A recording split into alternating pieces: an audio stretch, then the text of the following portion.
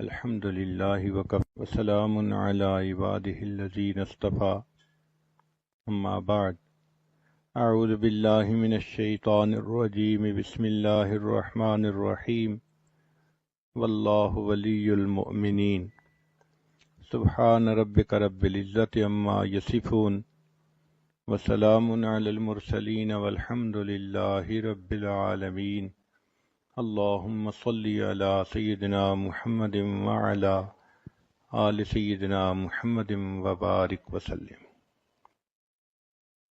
اللہ رب العزت کے ہم پر ان گنت احسانات ہیں، ان میں سے ایک احسان تو یہ کہ اللہ رب العزت نے ہمیں انسان بنایا اور پھر ایمان عطا فرمایا۔ ایمان کا عطا کرنا اللہ رب العزت کی بڑی نعمتوں میں سے ایک ہے۔ پھر رب کریم نے ہمیں نبی علیہ الصلوۃ والسلام کی امت میں پیدا فرمایا۔ یہ وہ سعادت ہے جس کو حاصل کرنے کے لیے پہلی امتوں کے انبیاء دعائیں کرتے تھے۔ اللہ تعالیٰ نے ہمیں بن مانگے یہ نعمت عطا فرمائی۔ ہم جس قدر اللہ رب العزت کا شکر ادا کریں وہ کم ہے۔ پھر اللہ رب العزت نے ہمیں صحت سلامتی والا جسم عطا کیا۔ وہ بھی لوگ ہوتے ہیں جو ماں کے پیٹ سے جب پیدا ہوتے ہیں تو ان کی بینائی نہیں ہوتی۔ یہ بینائی والی نعمت کتنی قیمتی ہے جو اللہ تعالیٰ نے بن مانگے عطا فرمائی۔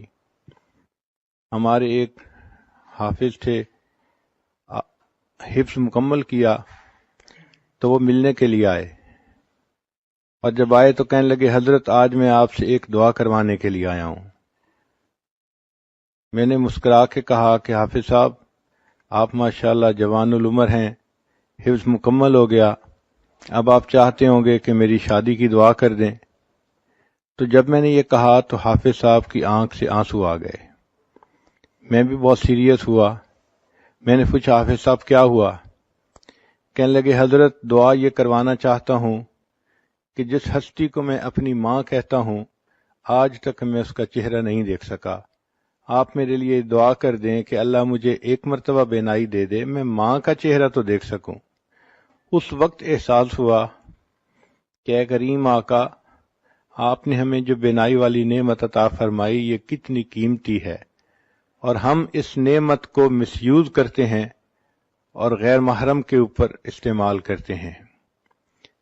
کتنے لوگ ہیں جو ماں کے پیٹ سے پیدا ہوتے ہیں اور وہ بچے بہرے ہوتے ہیں، وہ سن نہیں سکتے، اشاروں میں باتیں کرتے ہیں، اور جو بچہ بچپن سے بہرا ہو عام طور پہ وہ گنگا بھی ہوتا ہے، چونکہ وہ سن نہیں سکتا تو اس کی ویکیبلری نہیں ہوتی، وہ بول بھی نہیں سکتا۔ اللہ رب العزت نے ہمیں سماعت بھی عطا فرمائی، ہم بات سنتے بھی ہیں، بات کرتے بھی ہیں۔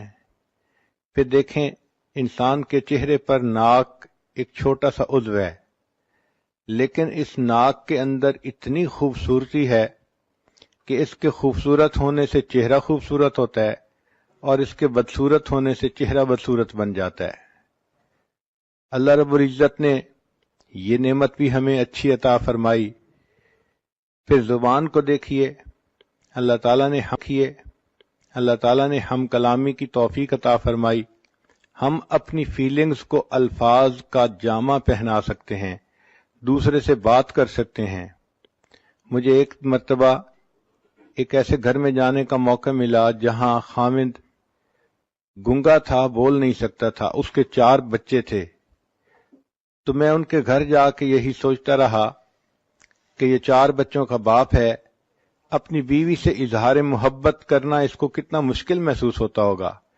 ہم الفاظ کو کس طرح بنا سنوار کے کہہ دیتے ہیں دوسرے بندے کا دل خوش کرنے کے لیے، اور وہ اپنی بیوی سے صرف اشاروں سے باتیں کرتا تھا۔ اب دیکھیے یہ اللہ تعالیٰ کی ایک نعمت ہے جو اللہ نے عطا فرمائی تاکہ اس زبان کے ذریعے سے ہم قرآن پڑھیں اور اس زبان کے ذریعے سے ہم دین کی باتیں کریں۔ پھر اللہ رب العزت نے ہمیں ہونٹ عطا فرمائے۔